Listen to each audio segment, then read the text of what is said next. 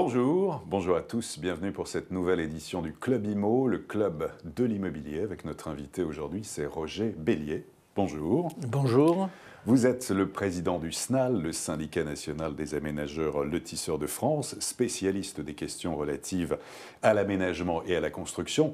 Alors justement, pour construire des logements, on a besoin de terrain et vous sortez une étude très complète sur l'état du foncier en France, bilan 2014 et perspective 2015. Alors on va commencer tout d'abord par le bilan 2014.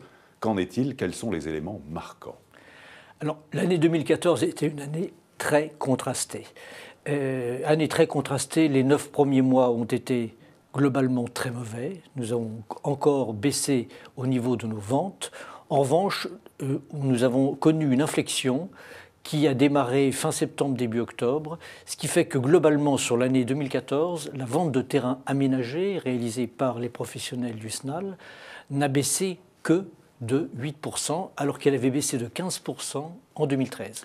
Un retour en fait qui est lié au plan de relance du gouvernement qui a été annoncé fin du mois d'août de l'année dernière sans doute. Clairement, le plan de est allé dans le bon sens et a frappé aujourd'hui les imaginations des Français, puisque nous avons vraiment ressenti à partir du mois d'octobre un plus grand nombre de contacts qui ont été pris sur nos bureaux de vente ou sur nos sites internet, le retour de prospects et une nouvelle appétence des Français à investir en achetant un terrain.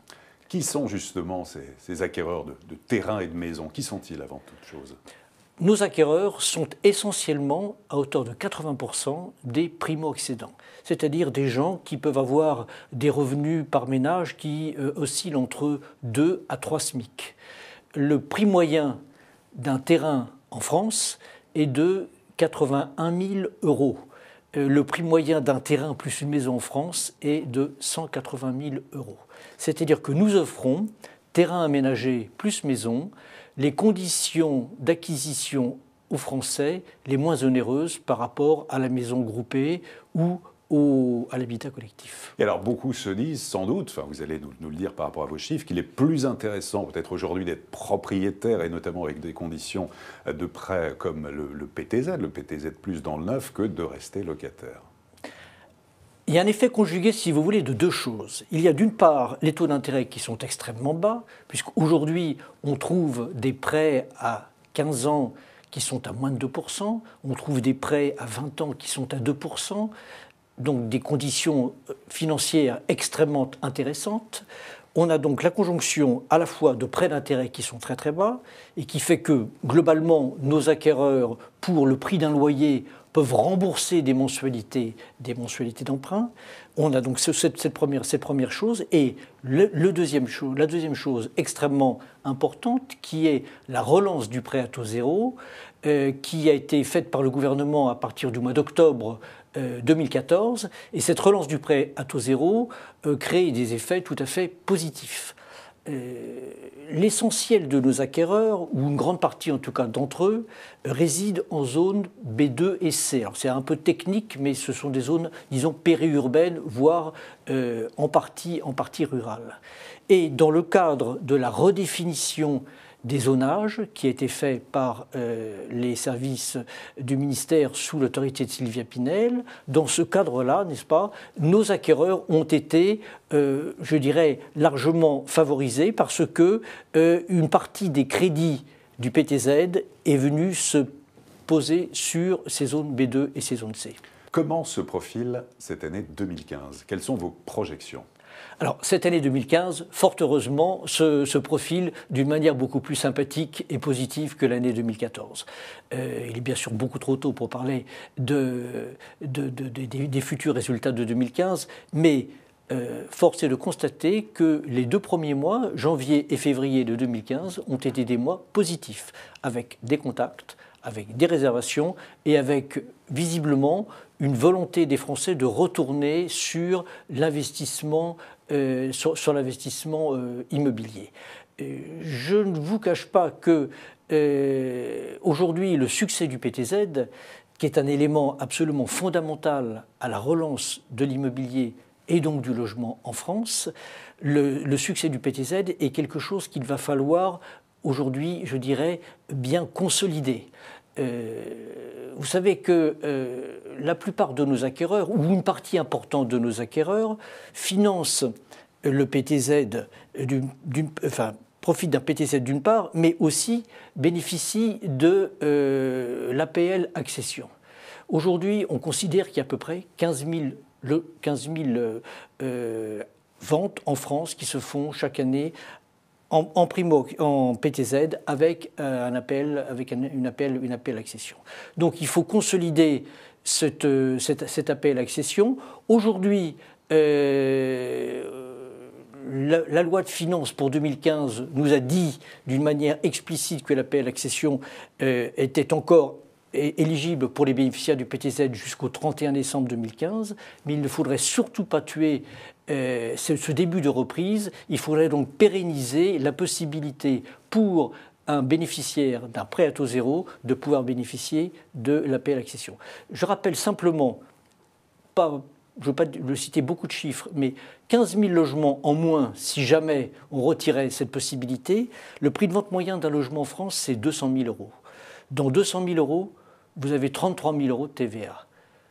Si on supprimait 15 000 logements neufs en France, le manque à gagner pour le budget de l'État serait de 500 millions d'euros de perte de TVA. Donc je pense que ce seul chiffre doit permettre aux fonctionnaires de Bercy de bien réfléchir aux décisions qui doivent être prises dans la future loi de finances pour 2016. Quelles sont les autres conditions à la reprise, notamment en matière de politique fiscale? Est-ce qu'il faut pérenniser certains dispositifs, les normes en matière de construction? Quelles sont vos autres propositions?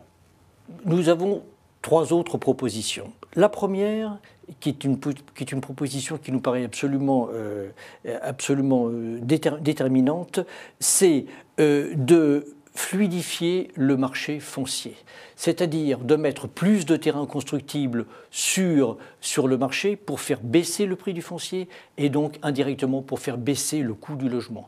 Pour cela, il faut pérenniser la réforme fiscale qui a déjà été entreprise dans la loi de finances pour 2015, qui prévoit un abattement exceptionnel de 30% sur les plus-values réalisées par les propriétaires qui cèdent des terrains à des opérateurs qui vont faire du logement.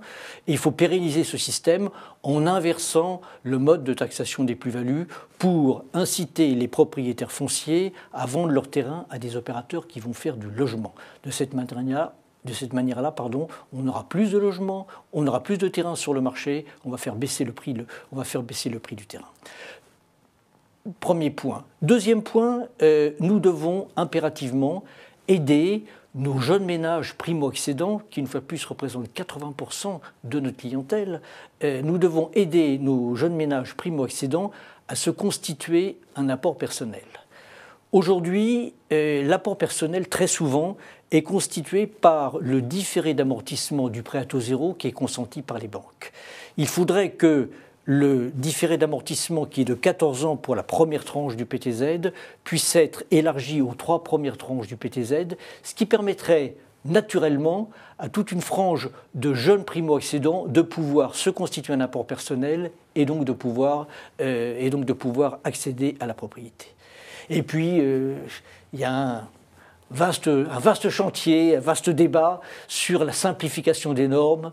Qui est déjà engagé. Qui est déjà engagé, mais qui est engagé pour une partie qui concerne plus le bâtiment et moins l'urbanisme. Or, nous, aménageurs fonciers, nous sommes dans le domaine de l'urbanisme. Aujourd'hui, il faut savoir que, paradoxalement, en France, pour exercer notre métier, nous mettons de 2 à 5 ans pour sortir, entre guillemets, un projet, c'est-à-dire pour rendre un projet opérationnel. Parce que nous croulons sous les normes, la multiplication des réglementations, qui sont toutes certainement justifiées, mais qui, en tout cas, aujourd'hui, bloquent la possibilité de sortir rapidement des opérations. Donc, la simplification des normes permettra de mettre un plus grand nombre de projets sur le marché. Et donc là aussi, si vous voulez, ce que nous recherchons tous, c'est faire baisser le prix du foncier et donc le prix du logement. L'appel est donc lancé. Roger Bellier, merci beaucoup. Merci à vous. Et à très bientôt pour une prochaine édition du Club Imo, Explore Imo, Le Figaro.